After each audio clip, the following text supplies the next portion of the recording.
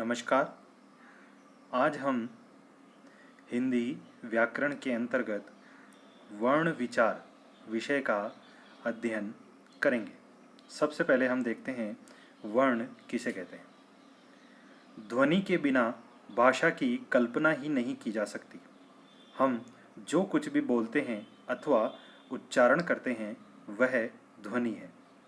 जब यह ध्वनि सार्थक बन जाती है तो भाषा बन जाती है। अर्थात जब हमारे मुख से निकली ध्वनि का कोई अर्थ होता है यानी वो अर्थपूर्ण होती है तो उसे भाषा के रूप में पहचाना जाता है। इस ध्वनि के लिखित रूप को ही ध्वनि चिन्ह अथवा वर्ण कहते हैं। तो अगर हम इस प्रकार देखें तो वर्ण की परिभाषा बनती है कि भाषा की वह छोटी से छोटी मूल ध्वनि या इकाई जिसके टुकड़े नहीं किए जा सकते हैं वर्ण कहलाती है। आगे हम देखते हैं कि हमारे वर्ण के कितने भेद होते हैं। तो मुख्य रूप से अगर देखा जाए तो वर्ण के दो भेद माने गए हैं। पहला स्वर और दूसरा व्यंजन। इनमें सबसे पहले हम स्वर का अध्ययन कर लेते हैं।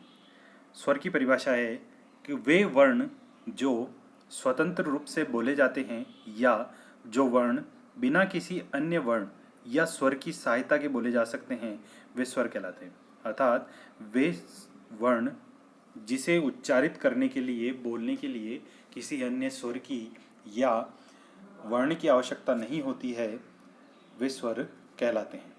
हिंदी भाषा में कुल 11 वर्ण की गणना की जाती है और ये वर्ण हैं आपके सामने ए, आ, ई, उ, री, ए, ऐ, ओ, औ।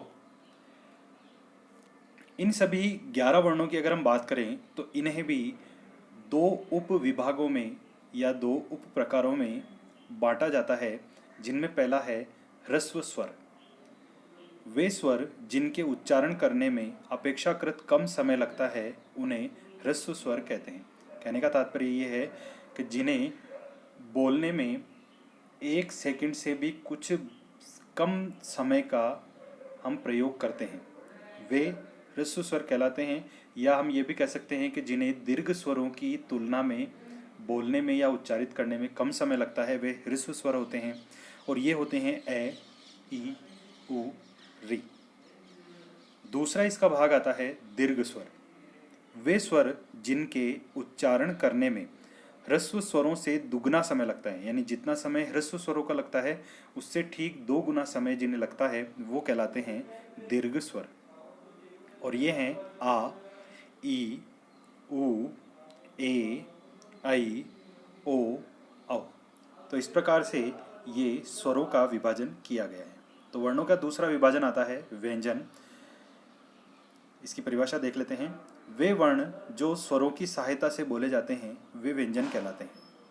मूल रूप से व्यंजन स्वर रहित होते हैं, लेकिन ये स्वरों की सहायता के बिना उच्चारित नहीं किए जा सकते। अगर मूल रूप में अगर हम देखें तो इनमें स्वर मिश्रित नहीं होते, ये भी स्वतंत्र होते हैं, लेकिन जब इन्हें उच्चारित करने का समय आता है या जब इन्हें बोला जाता है तो बिना स्वरों की सहायता के किसी भी व्यंजन का उच्चारण संभव नहीं है। तो व्यंजनों का उच्चारण हमेशा स्वरों की सहायता से ही किया जाता है।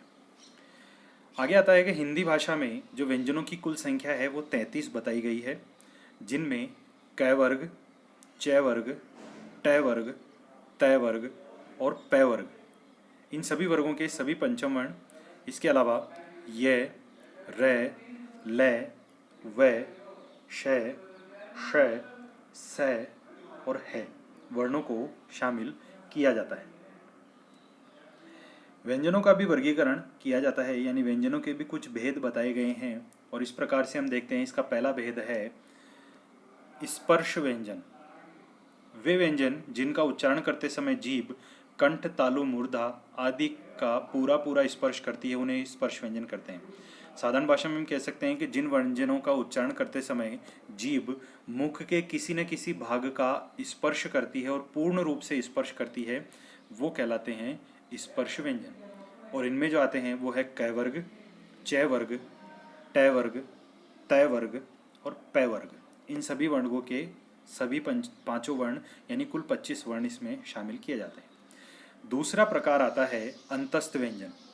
वे व्यंजन जिनका उच्चारण करते समय जीभ मुख के विभिन्न भागों को पूरी तरह स्पर्श नहीं करती यानी केवल आंशिक स्पर्श करती है, उन्हें अंतस्थ व्यंजन कहते हैं। और ये होते हैं य, र, ल, व। इन चारों वर्णों को अंतस्थ व्यंजन कहा जाता है। तीसरा आता है ऊष्म व्यंजन।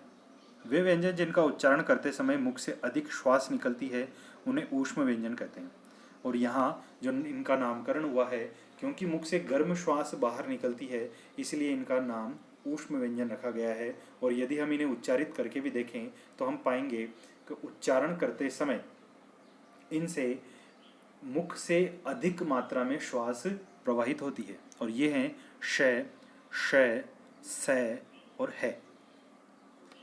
इस प्रकार से अगर हमने देखा वर्णों के भेद, और इस प्रकार से अगर हम देखें कि वर्णों का जो उच्चारण स्थान है वो कौन कौन से होते हैं, तो ये आपके समक्ष हैं।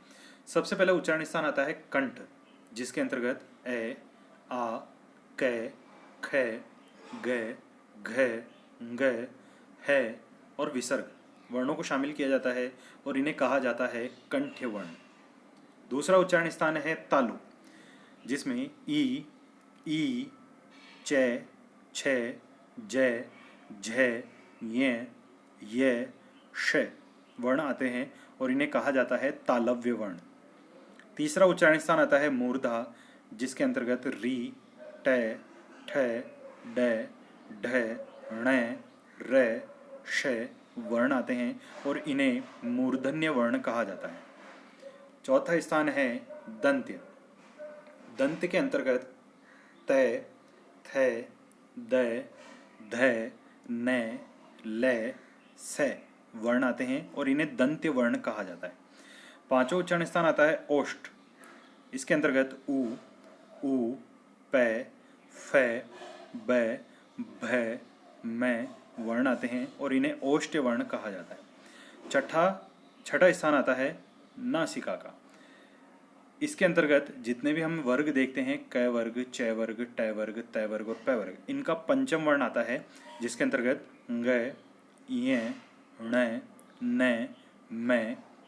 इसके अलावा अनुस्वार और चंद्र बिंदु का जो उच्चारण स्थान है वो भी नासिका है, इसी कारण से इन्हें नासिक्य वर्ण कहा जाता है। अगले जो वर्ण हैं वो किसी एक उच्चारण स्थान से उच्चरित न होकर मिश्रित उच्चारण स्थानों से उच्चरित होते हैं, जिनमें सबसे पहला आता है कंठ तालु, जिसके अंतर्गत ए और ऐ वर्ण आते हैं, जिन्हें कहा जाता है कंठ तालव्य वर्ण। फिर आता है कंठोष्ठ, जिसके अंतर्गत ओ, औ वर्ण आते हैं और इन्हें कहा जाता है कंठोष्ठ्य वर्ण। फिर आता है दंत ओष्ठ, जिसके अंतर्गत आता है व वर्ण और इसे कहा जाता है दंत्योष्ठ। तो इस प्रकार से हमने हमारे उच्चारण स्थान और उसमें उच्चारित किए जाने वाले वर्णों का अध्ययन किया। अब हम देख लेते हैं चित्र के माध्यम से कि हमारे शरीर में या मुख से जो भी हमने उच्चारण स्थान देखे वो कहाँ स्थित है। तो सबसे पहले जो आता है वो आता है कंठ, नंबर 2 तालु, नंबर 3 नासिका, नंबर 4 मूर्धा, अगला है दंत और अंतिम है ओष्ठ। तो इस प्रकार आज हमने वर्ण विचार से संबंधित विषय का अध्ययन किया। धन्यवाद।